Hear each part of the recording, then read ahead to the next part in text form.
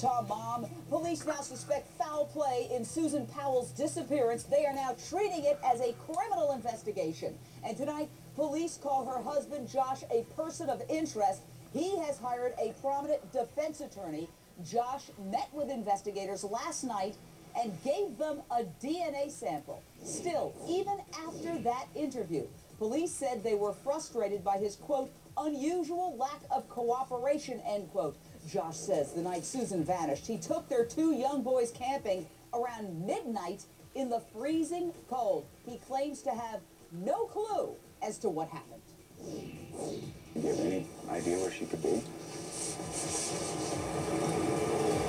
No, she'll leave during the day, and she's never left overnight. Does she have any enemies that you can think of that would? I can't think of anyone.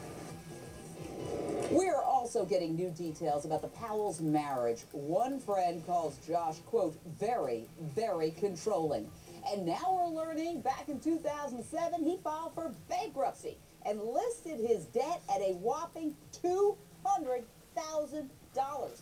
How much strain was this couple under? I want to hear your take on all of this. Give me a holler, 1-877-JVM says. That's 1-877-586-7297. Straight out to my fantastic expert panel, Mark Eiglarch, criminal defense attorney and former prosecutor. Pat Brown, renowned criminal profiler. Dan Hill, facial coding expert. Want to hear from you tonight, Dan. Michelle Segota, investigative reporter with michellesegota.com.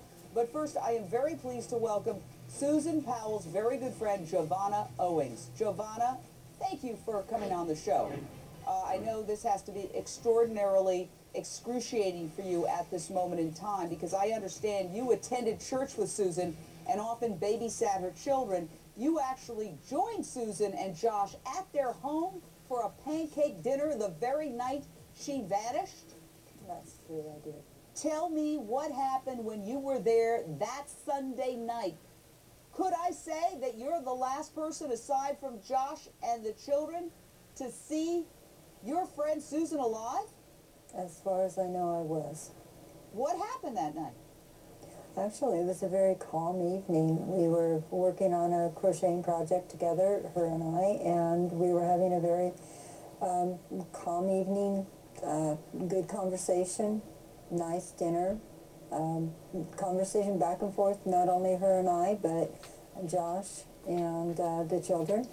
It was very, very nice. And she at one point said she was tired, and I've heard also ill. Straighten that out for us. She wanted to go take a nap at about 5 p.m. What happened?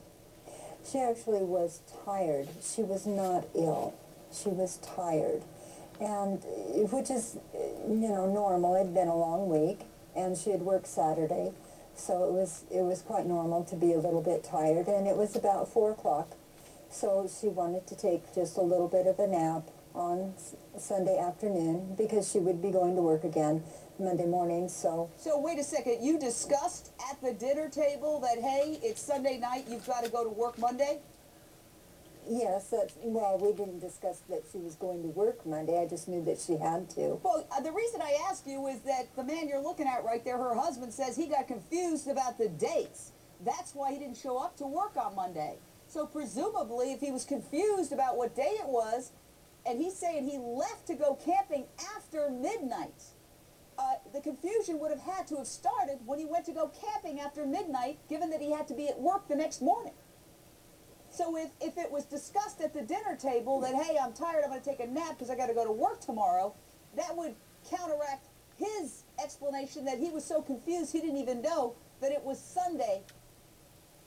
When I was there, we were aware that it was Sunday. So after I left, I have no idea what happened in his mind or in anything else. What did he say he was going to do? He said he was going to take the boys sledding. That's all I know. Now, this is really fascinating because somebody, a neighbor, saw his car return at approximately 8:30 that night. And yet he's asking us to believe that after he takes his boys sledding, and then the car returns home at 8:30 that night, then after midnight on that same night, he's going off with his 2 young sons, ages 2 and 4, on a camping trip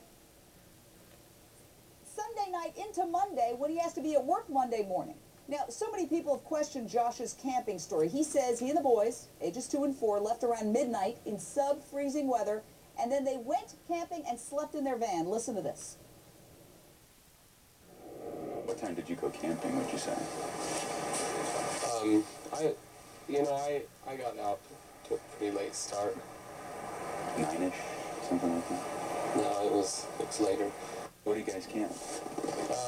We went down south to some trails down there. Do you mean like Moab area? No. We actually just went down to the Pony Express. Pony Express Trail? Yeah. Okay, are there campgrounds down there? Or? Yeah, I'm I not guess familiar there with would the be. area, so yeah. But I guess I better go. Now, a Pat Brown criminal profiler, authorities are saying that he is being uncooperative, which his attorney disputes. But the reason they're saying that is that they're claiming that he's not telling them specifically where he went camping. And this area, the Pony Express Trail, is an area of thousands of miles, and they'd like him to narrow it down. Now, the other thing I can tell you is we did a little Google search, and we found that the closest point that intersects between his home and the Pony Express is at least 96 miles away. So he's not only asking us to believe that he took his kids camping Sunday night after midnight when he has to be at work the next day, but he's saying the closest that he could have gone if he went where he said he's going is 96 miles away in sub-freezing temperatures. Your thoughts, Pat Brown?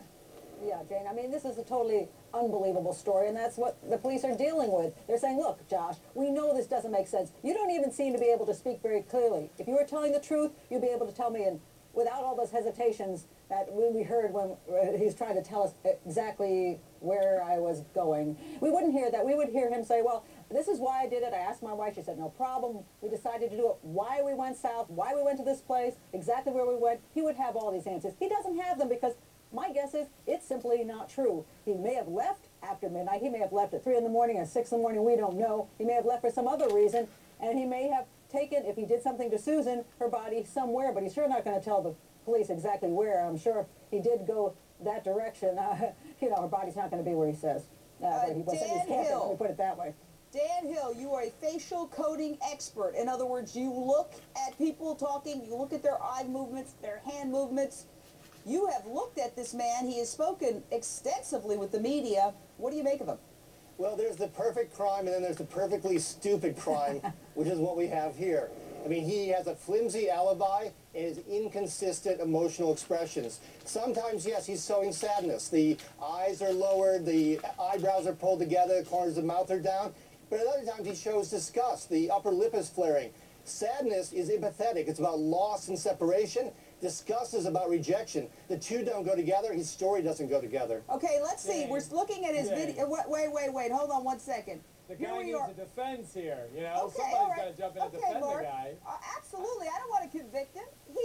He's not a suspect. He's a person of interest at this point. Oh, come on. Person of interest, suspect, beggar, roadside entrepreneur. Call it what you want. It's all the same thing. You know, this guy who's apparently not cooperating with police is doing so on advice of counsel. That doesn't necessarily make him guilty. I have no idea if he's guilty or not, but you know how many times law enforcement says, oh, your client's not cooperating? No, my client's doing what I tell him to do, and that is, until they say, get out of here, you're not a suspect, then it is his obligation to keep his mouth shut, which he should have done before he gave this interview. All right, more on Susan Powell and the couple's alleged marital problems in just a moment. We're also taking your calls on this. I want to hear your theories. 1-877-JVN says 1-877-586. I always thought when you did a bankruptcy, you could not include your student loans. I always thought that student loans had to be paid regardless. Otherwise, everybody, excuse me, that went to college and racked up a $200,000 student loan if they were going to be a doctor could file bankruptcy. What if anybody knows out there?